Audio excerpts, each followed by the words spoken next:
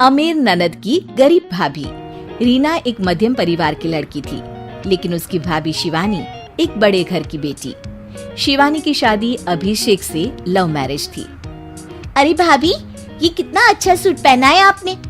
काश ऐसा मैं भी पहन पाती। अरे क्यों नहीं रीना, वैसे भी तुम्हारा और मेरा नाप तो एक ही है, जब मन करे पहन लेना। भाभी, आपको आपके पापा ने कितने अच्छे कपड़े गहने दिए हैं। मैं उनकी इकलौती बेटी जो हूँ। बेटी तो मैं भी इकलौती हूँ, लेकिन क्या करे, पापा है नहीं, पता नहीं कैसे होगी मेरी शादी। तभी वहाँ शिवानी की सास आ जाती है। अरे क्यों नहीं करेगा भाई तेरी शादी धूमधाम से, आखिर जिम्मेदारी है तो उसकी। और वो दिन भी आ जाता है जब रीना की शादी तय हो जाती है। अभिषेक, क्या हुआ? आप इतने परेशान तो कभी नहीं दिखे, कोई बात है तो बताइए मुझे। अरे शिवानी, वैसे तो शादी का सारा इंतजाम हो गया है, लेकिन गहनों का रेट तो आसमान छू रहा है। कैसे क्या करूं, कुछ समझ में ही नहीं आ रहा। थोड़ी देर में शिवानी अपने पूरे गहने अभिषेक के सामने रख देती है। ये लीजिए, गहनों का इंतजाम भी हो गया। अरे नहीं नहीं शिवानी, मैं ये गहने किसी हालत में भी नहीं ले सकता। ये तुम्हारे पिता ने तुम्हें दिया था, और तुम हो कि। तभी वहाँ सास आ जाती है।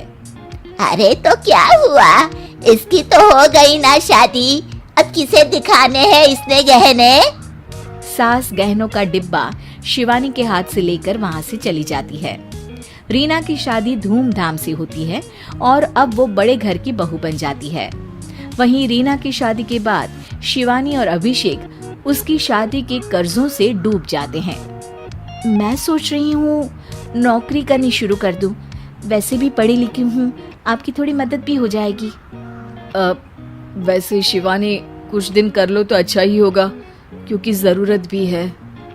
अब शिवानी भी नौकरी करने लगती है और घर खर्चे में अभिषेक का हाथ बटाती है। एक दिन शिवानी, रीना का फोन आया था, कह रही थी कि आने वाले त्योहार में उसके ससुराल जाना है। ठीक है माँ।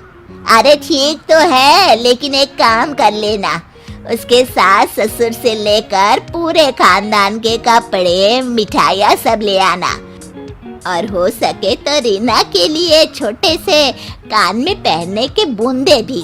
और क्या है ना, शादी में उसे सारी बड़ी बड़ी कान की ज्वेलरी दी थी, घर में पहनने के लिए तो उसके पास कुछ भी नहीं है। शिवानी सोच में पड़ जाती है कि वो क्या करे, क्योंकि कर्जों और घर के खर्चों के बाद तो पैसे बचते ही नहीं थे। शिवानी फिर अपने पिता को फोन करती है और उनसे पैसे मांगती है। देखो शिवानी, मैंने तुम्हें शादी के वक्त ही मना किया था कि ऐसे घर में शादी करनी ही नहीं चाहिए। अरे अभिषेक को शर्म आनी चाहिए जो ससुराल से पैसे मंगवा रहा है। शिवानी को पिता की बात पर गुस्सा आ जाता है। आप मेरे पिताजी हैं और मैं परेशान थी, इसलिए आपसे मदद की उम्मीद की पापा। अभिषेक को तो पता भी नहीं है कि मैंने आपसे पैसे मांगे हैं। शिवानी सोचती है कि वो अभिषेक से बात करे, लेकिन फिर उसे लगता है कि वो टेंशन ले लेगा। तभी शिवानी की नजर हाथ के कंगन पर पड़ती है। सीधे बाजार जाती है और उसे बेचकर ननद के घर ले जाने का सारा सामान लेकर आती है और सास के सामने रख देती है। हाँ ठीक है, लेकिन फल थोड़े और अच्छी क्वालिटी के होने चाहिए थे। शिवानी कुछ नहीं कहती, वहाँ से चली जाती है। एक दिन शिवानी, रीना का फोन आया था, बहुत रो रही थी। क्यों माँ, क्या हुआ? सब ठीक तो है ना उसके ससुराल में? अरे तूने तो उसकी नाक ही कटवा दी। अब मैंने क्या कर दिया माँ? कह रही थी कि बड़े घर की बहू है भाभी, जो कपड़े दिए वो ब्रांडेड भी नहीं थे। तू तो जानती है ना उन लोगों का पहनावा कितना अच्छा है। तू तो मेरी बेटी का भला कभी सोचती नहीं। हाय भगवान, अरे बड़े घर की बहू है, इसी बात की जलन है ना तुझे, लेकिन याद रख मेरी बेटी का सोचने के लिए भगवान है, तुम लोग कभी उसका बुरा नहीं कर पाओगे। अब शिवानी के मन में सवाल था कि क्या ईश्वर सिर्फ रीना के साथ है, उसके साथ नहीं। लेकिन उसे सुकून था कि वो अभिषेक के साथ उसकी जिम्मेदारियों को निभाने में बराबरी की हकदार है। शिवानी वहां से चली जाती है। वो सास से कुछ नहीं कहती, क्योंकि अमीर घर की बहू बनकर रीना को भले ही सुकून ना हो, लेकिन गरीब घर की बहू बनकर शिवानी खुश है।